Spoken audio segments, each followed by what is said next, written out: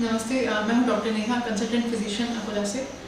मैंने अपनी पिछली वीडियो क्लिप में आपको पोस्ट कोविड सिम्टम्स और पोस्ट कोविड फेज़ के बारे में बताया था कि क्या उसके लक्षण होते हैं, किस तरह के पेशेंट्स में वो ज़्यादा कॉमन होते हैं, किस तरह से हम उनको कैटेगराइज कर सकते हैं। अभी इस वीडियो में मैं आपको पोस्ट कोविड सिम्टम्स को डिटेल में बताना चाहूँगी। हर एक पोस्ट कोविड कॉम्प्लिकेशन को हम 3 तरह से आपको बताएंगे, जानकारी देंगे कि क्या उसके लक्षण होते हैं, किस तरह के पेशेंट्स में वो ज़्यादा कॉमन है, क्या उसके कारण हो सकते हैं। तो सबसे पहला जो कॉम्प्लिकेशन है वो है फटीग, जिसे आम भाषा या हिंदी भाषा में हम थकान या थकावट कहते हैं। 35 से लेकर 50% तक जो कोविड से रिकवर्ड पेशेंट्स हैं उनमें लंबे टाइम तक फटीग रहना बहुत कॉमन है। साथ में या थकावट रहना बहुत कॉमन है। साथ में मांसपेशियों में दर्द, कमजोरी महसूस होना, क्रैम्प्स चलना, ये सिम्टम्स, ये लक्षण भी पाए जाते हैं। अगर ये लक्षण 12 हफ्ते से ज़्यादा यानी कि 3 महीने से ज़्यादा तक रहें तो इसको क्रॉनिक फटीग सिंड्रोम कहा जाता है। दूसरी चीज़, अगर इसके साथ में मांसपेशियों में सूजन या लालपन बना रहे तो उसको मायोसाइटिस कहा जाता है, जिसके लिए इमीडिएट मेडिकल अटेंशन की ज़रूरत होती है। अब मांसपेशियों की कमजोरी या फटीग का क्या कारण होता है? पहला कारण है डिहाइड्रेशन, पानी की कमी हो जाना। दूसरा कारण इलेक्ट्रोलाइट्स की कमी, जिसमें खास करके पोटेशियम की कमी और कैल्शियम की कमी होना। तीसरा कारण है प्रोटीन का शरीर से लॉस होना।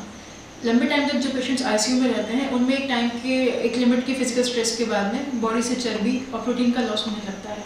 तो प्रोटीन लॉस का भी एक मांसपेशियों की कमजोरी का बहुत बड़ा कारण है। और जिन लोगों की डाइट में पहले से प्रोटीन कम रहता है उन पेशेंट्स में उन लोगों में ये फटीग बहुत लंबे टाइम तक रहता है और बहुत ही ट्रबलसम रहता है। दूसरा कॉम्प्लिकेशन है पोस्ट वायरल आर्थ्रेल्जिया, जिसको हम बोलते हैं वायरल इन्फेक्शन के बाद में जोड़ों में दर्द बने रहना। आर्थ्रेल्जिया का मतलब है जोड़ों में दर्द।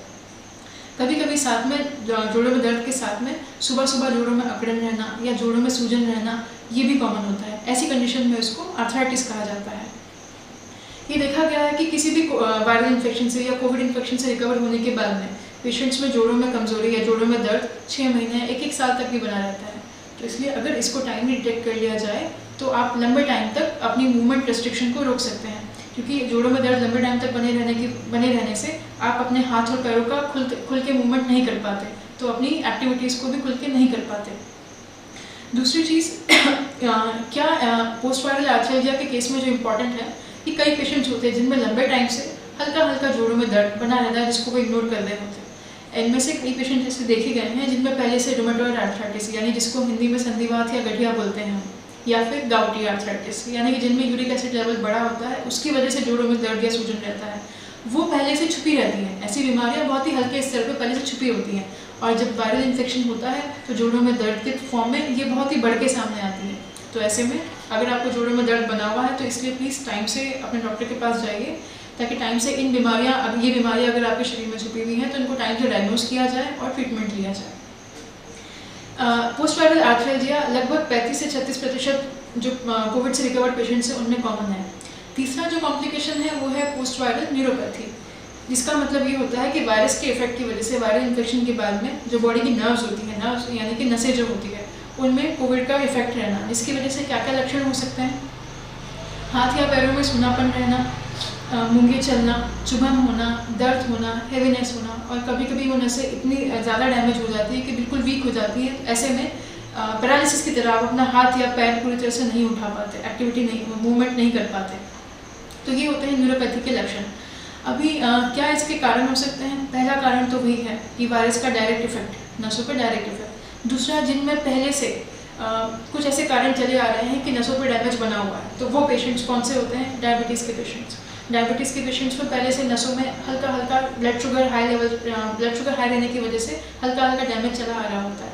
हल्के लक्षण भी पहले से होते हैं, लेकिन कोविड इन्फेक्शन होने के बाद में बहुत बढ़ के आते हैं। तो टाइमली न्यूरोपैथी, चाहे वो डायबिटिक न्यूरोपैथी हुई है, चाहे आपको वायरस की वजह से हुई है, उसका टाइमली डायग्नोज होना बहुत ज़रूरी है, ताकि आप इसको आगे बढ़ने से रोक सकें। दूसरी चीज़, जिन लोगों में या जिन पेशेंट्स में विटामिन B12 की कमी होती है, जैसे कि अल्कोहलिक्स है, टोबैको च्यूअर्स हैं, यानी कि लंबे टाइम तक शराब पीने की वजह से, तंबाकू लेने की वजह से या स्मोकिंग करने की वजह से, ऐसे पेशेंट्स में vitamin B12, vitamin B1, B6 और विटामिन D की भी कमी होती है, जिसकी वजह से जो उनकी नर्व्स होती हैं वो पहले से वीक होती हैं, डैमेज होती हैं, और पोस्ट वायरल न्यूरोपैथी के बाद में वो बहुत ही बढ़े हुए लक्षण के रूप में बाहर आती है।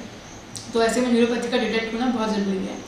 नेक्स्ट जो कॉम्प्लिकेशन है वो है साइनोसाइटिस और फंगल इन्फेक्शन। साइनोसाइटिस और फंगल इन्फेक्शन जो है वैसे तो स्टडीज़ में देखा गया है कि कोविड से रिकवर होने के बाद में केवल 5 से 8% तक जो पेशेंट्स हैं उनमें ये होता है, लेकिन फंगल इन्फेक्शन का पिछले 6 महीनों में लोगों में डर बहुत ज़्यादा व्याप्त देखा गया है।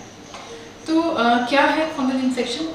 देखिए, साइनोसाइटिस के जो शुरुआती लक्षण होते हैं वो होता है सर में तेज़ दर्द होना, उसके साथ में चेहरे पे सूजन होना, दर्द होना, चेहरे पे दर्द होना, साथ में चेहरे पे किसी हिस्से में सूनापन होना, अचानक से स्वेलिंग बढ़ जाना, आंखों के चारों तरफ स्वेलिंग बढ़ जाना, नाक के पास में नाक और चेहरे गालों पे सूजन बढ़ जाना, ये साइनोसाइटिस के शुरुआती लक्षण होते हैं। लेकिन इसके साथ में ये साइनोसाइटिस अगर स्टार्ट हो जाए तो ये आगे जाके फंगल इन्फेक्शन का रास्ता क्लियर कर देता है।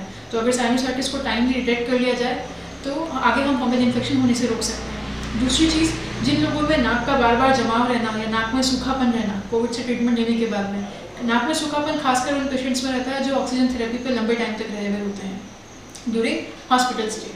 तो ऐसे पेशेंट्स में अगर नाक में सूखापन है और जमाव लंबे टाइम तक बना हुआ है तो उनमें खतरा रहता है कि साइनोसाइटिस आगे जाके फंगल इन्फेक्शन को पैदा कर सकता है। तो इसके लिए टाइमली साइनोसाइटिस का डिटेक्ट होना बहुत ज़रूरी है। अब वही ये बात कि किस तरह के पेशेंट्स में ज़्यादा कॉमन है। ऐसे पेशेंट्स जिनमें पहले से बार बार एलर्जिक राइनाइटिस यानी कि बार बार एलर्जिक जुकाम बना रहता है, बार बार नाक में जमाव होता है, साइनोसाइटिस भी पहले से रह रहा है, या फिर जो लंबे टाइम से स्टेरॉइड थेरेपी पे हैं, उन पेशेंट्स में साइनोसाइटिस और आगे फंगल इन्फेक्शन होने का खतरा ज़्यादा रहता है।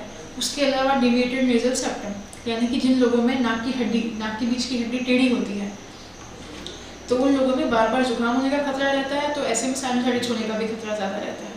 तो ये बात रही साइनोसाइटिस की। फंगल इन्फेक्शन अगर साइनोसाइटिस के बाद में शुरू हो जाए तो इसको टाइम से डिटेक्ट करवाइए, क्योंकि अगर बॉडी के शरीर में अगर ये फैलता है तो आपके ब्रेन्स को, लंग्स को बहुत ही डेंजरस लेवल पर इन्वॉल्व कर सकता है। इसलिए इसका टाइम से डायग्नोज होना बहुत ज़रूरी है। नेक्स्ट जो कॉम्प्लिकेशन है वो है लंग इन्वॉल्वमेंट से रिलेटेड। क्या लक्षण रहते हैं इसके? देखिए, शुरुआती और जो आमतौर पर लक्षण है वो यही है कि कोविड से रिकवर होने के बाद में हल्की खांसी बनी रहती है। ये हल्की मात्रा में सूखी खांसी, कभी कभी खांसी उठती है जो कई बार 1 से 2 महीने तक भी पेशेंट्स में रहती है, वो रिकवर हो भी जाती है। लेकिन ये परेशानी वाली चीज़ कब है कि अगर साथ में आपको छाती में दर्द है, छाती में जमाव है, खांसी के साथ में बलगम और उसके साथ में खून आना, खांसी के साथ में सांस में तकलीफ होना, साथ में ऑक्सीजन लेवल का ड्रॉप होना 94% से नीचे जाना, ऐसे में ये लंग्स के 2 तरह के कॉम्प्लिकेशंस को डिनोट करता है, जो है लंग फाइब्रोसिस और लंग थ्रोम्बोसिस। फाइब्रोसिस का मतलब है कि जो लंग टिश्यू है उसमें आपके हीलिंग फेज में कोलेजन टिश्यू का जमा हो जाना, तो वो पार्ट काम नहीं कर पाता, वो बार बार स्ट्रेच नहीं हो पाता। दूसरा होता है लंग थ्रोम्बोसिस। इसका मतलब ये है कि लंग्स की जो ब्लड वेसल्स हैं, जो उसकी खून की नलियाँ हैं, जैसे कि हार्ट की खून की नलियों में खून का थक्का जमता है, जमा होता है, वैसे ही लंग्स की खून की नलियों में रक्त का जमा हो जाना, थक्का जम जाना, इसको थ्रोम्बोसिस कहा जाता है। दोनों ही केसेस में ये इस तरह के लक्षण आपको मिल सकते हैं। तीसरा जो कॉम्प्लिकेशन है वो है कि इन लक्षण के साथ में अगर आपको हाई ग्रेड फीवर यानी कि 100 डिग्री फ़ारेनहाइट या उससे ज़्यादा फीवर बना हुआ है, तो ऐसे में चांसेस रहते हैं कि आपको डबल से निमोनिया हो गया है। डबल से निमोनिया पहले कोविड की वजह से हुआ था, अभी सेकेंडरी निमोनाइटिस हो सकता है। तो अगर साथ में हाई ग्रेड फीवर है और ये सब सिम्टम्स बने हुए हैं तो प्लीज़ दिखाइए अपने डॉक्टर को। ये निमोनिया बैक्टीरियल यानी कि और किसी कीटाणु की वजह से भी हो सकता है, और बहुत ही रेयर चांसेस में ट्यूबरकुलोसिस यानी कि टीबी की वजह से भी हो सकता है। तो ये रहे लंग इन्वॉल्वमेंट के लक्षण। अब इसमें हम डिटेल में बात करते हैं लंग फाइब्रोसिस की, क्योंकि लंग फाइब्रोसिस के लिए आजकल लोग बहुत ज़्यादा अवेयर हैं और लोगों में डर बहुत ज़्यादा देखा गया है। लंग फाइब्रोसिस के चांसेस किन पेशेंट्स में ज़्यादा हैं और कब ज़्यादा है? लंग फाइब्रोसिस एक तो अगर आपकी पेशेंट की उम्र 60 साल से ज़्यादा है, पेशेंट को वेंटिलेटर सपोर्ट दिया गया है या आईसीयू में लंबे टाइम तक रखा गया है, या फिर हॉस्पिटल में लंबे टाइम तक रखा गया है, तो फाइब्रोसिस के चांसेस ज़्यादा रहते हैं। अभी वो टाइम ड्यूरेशन कैसा इंपॉर्टेंट है? ऐसा स्टडीज़ में देखा गया है कि कोविड के दौरान अगर आपका हॉस्पिटल स्टे यानी कि आपको हॉस्पिटल में 1 हफ्ते से कम टाइम के लिए रखा जा रहा है तो फाइब्रोसिस होने के चांसेस बहुत नेग्लिजिबल होते हैं, 3 से 4% तक चांसेस रहते हैं। अगर हॉस्पिटल स्टे आपका 1 से 3 हफ्ते तक है तो ऐसे में 20 से 25% तक चांसेस रहते हैं फाइब्रोसिस डेवलप होने के। 3 हफ्ते से ज़्यादा हॉस्पिटल स्टे अगर रहा है तो ऐसे में 50 से 60% तक भी चांसेस जाते हैं फाइब्रोसिस होने के। लेकिन प्लीज़ डरिए मत, ये एक डेटा है स्टडीज़ जो दिखाती हैं। लेकिन अगर इस दौरान हॉस्पिटल ट्रीटमेंट के दौरान और आफ्टर डिस्चार्ज के बाद में अगर आपको जो कोविड केयर आपको बताई जाती है या जो सावधानियां बताई जाती हैं, जो ब्रीदिंग एक्सरसाइज बताई जाती है, वो अगर टाइमली आप फॉलो करते हैं तो इस फाइब्रोसिस को आप आगे बढ़ने से रोक सकते हैं। ठीक है, दूसरी चीज़, लोगों में ऐसा देखा गया कि बहुत अवेयर हो गए और फाइब्रोसिस है या नहीं उसके लिए डर के लिए बार बार सिटी स्कैन करवाने का मतलब कोशिश करते हैं।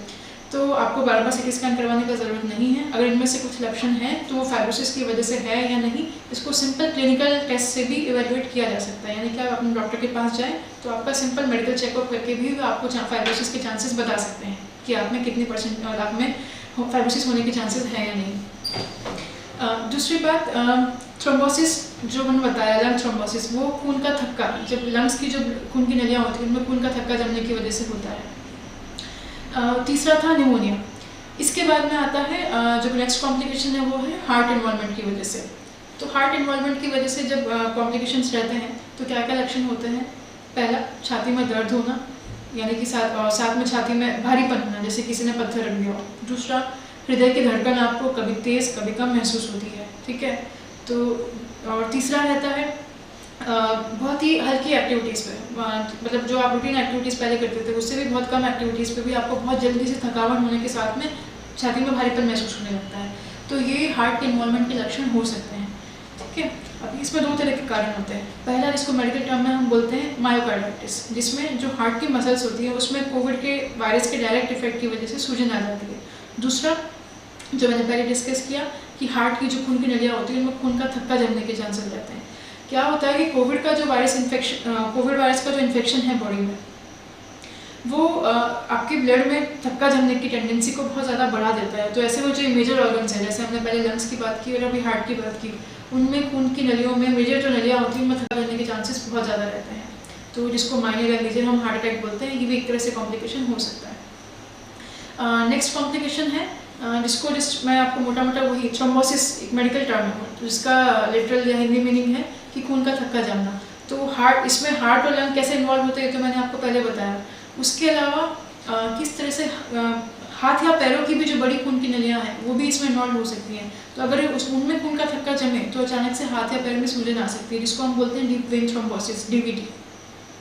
नेक्स्ट कॉम्प्लिकेशन जो थ्रोम्बोसिस से रिलेटेड होता है वो है एक बताया कि पेट की जैसे खून की नलियाँ होती हैं, अचानक से आपको पेट में दर्द महसूस हो रहा है, पेट में भारीपन हो रहा है, जैसे अंदर पानी का भराव हो गया हो, तो उसमें पोर्टल वेन थ्रोम्बोसिस को कहा जाता है। पोर्टल वेन हमारे पेट के अंदर की खून की बड़ी नली होती है जिसमें खून का थक्का जमने के चांसेस होते हैं। ऐसे भी रेयर केसेस देखे गए हैं।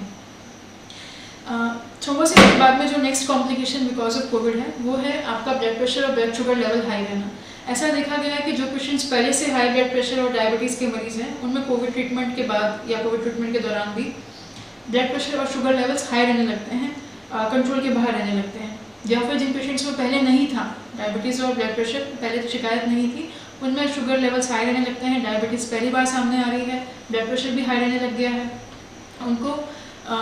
उनको टाइमली अपने ब्लड प्रेशर को चेक करवाते रहना, शुगर लेवल्स कंट्रोल में रहना बहुत ज़रूरी है। अभी इसके क्या कारण होते हैं? इसके 3 तरह से कारण होते हैं। पहला, फिजिकल और मेंटल स्ट्रेस जो बना हुआ है आपको कोविड के दौरान, उसकी वजह से ब्लड प्रेशर और शुगर दोनों बढ़ते हैं। दूसरा, फिजिकल इनएक्टिविटी, यानी कि शारीरिक जो आपकी एक्टिविटी होती है वो बहुत कम हो जाती है।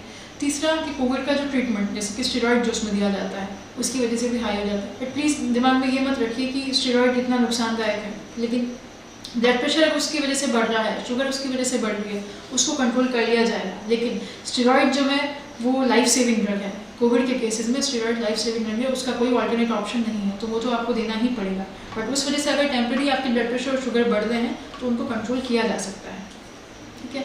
अभी ये रही सारी शारीरिक समस्या, शारीरिक कॉम्प्लिकेशंस जो रहते हैं, फिजिकल कॉम्प्लिकेशंस रहते हैं। इसके अलावा होती हैं मेंटल सिम्टम्स, यानी कि मानसिक समस्या। ऐसा देखिए, हम जानते हैं कि कोविड का ट्रीटमेंट लेने के दौरान, चाहे आप घर पे होम आइसोलेशन के साथ में ट्रीटमेंट ले रहे हैं या आपको हॉस्पिटल में एडमिट होना पड़ रहा है, तो कम से कम 2 हफ्ते तक के लिए तो आपको एक अलग कमरे में या एक अलग जगह पे अकेले रहना पड़ता है, आइसोलेशन मेंटेन करना पड़ता है। तो ऐसे में बहुत ही नेचुरल है कि पेशेंट्स में अकेलापन, चिड़चिड़ापन, फियर ऑफ डेथ और नींद नहीं आना, इरिटेशन रहना, इस तरह के लक्षण हो जाते हैं। और पेशेंट ऐसे में ये सब सिम्टम्स, अगर ये सब लक्षण अगर आपको आ रहे हैं तो आपको प्लीज़ अपनी फैमिली मेम्बर से और आपको अपने डॉक्टर से डिस्कस करना चाहिए टाइम से। ऐसा नहीं है, प्लीज़ इसमें हिचकिचाइए मत, क्योंकि ऐसा नहीं है कि अगर आपको इसके लिए आप कंसल्टेशन लेनी पड़ रही है तो आप कोई मानसिक रोगी है, ऐसा नहीं है। टाइमली अगर आप काउंसलिंग लें और टेम्परेरी इसका ट्रीटमेंट लें तो इन चीज़ों से आप रिकवर हो सकते हैं। और ये बिल्कुल ही नेचुरल कॉन्सिक्वेंस है, चाहे आप हो चाहे हम हैं। अगर 14 दिन के लिए आइसोलेशन किसी को मेंटेन करना पड़ता है फिजिकल बीमारी के साथ में भी, तो ये होना बहुत ही नेचुरल है। तो प्लीज़ इसके लिए हेजिटेट मत कीजिए, टाइमली कंसल्टेशन लीजिए, ट्रीटमेंट के साथ में वापस अपनी लाइफ को नॉर्मल लाइए। तो ये सब मैंने बात करी पोस्ट कोविड कॉम्प्लिकेशंस की डिटेल में। अभी नेक्स्ट वीडियो में मैं आपको इसके बारे में बताऊंगी कि कैसे कोविड से आप डिस्चार्ज होने के बाद में या कोविड का ट्रीटमेंट पूरा होने के बाद में किस तरह से आपको कोविड केयर फॉलो करनी है कि आप बराबर से इन कॉम्प्लिकेशन से बच सकें, और अगर ये शुरू हो भी गए हैं तो टाइमली इनको आगे बढ़ने से रोक सकें। बट इसके लिए इंपॉर्टेंट पॉइंट ये ज़रूर है कि आपको प्लीज़ रिकवर होने के बाद में लाइटली नहीं लेना है, अपनी हेल्थ को बराबर से मेडिकल चेकअप करवाना है, रेगुलर फॉलोअप के लिए आना है, जो टेस्ट आपको एडवाइस किए जाते हैं वो ले करने हैं, और जो घर पे केयर एडवाइस की जाती है वो फॉलो करनी है। इसके बारे में डिटेल में आपको मैं नेक्स्ट वीडियो में बताती हूँ। Thank you.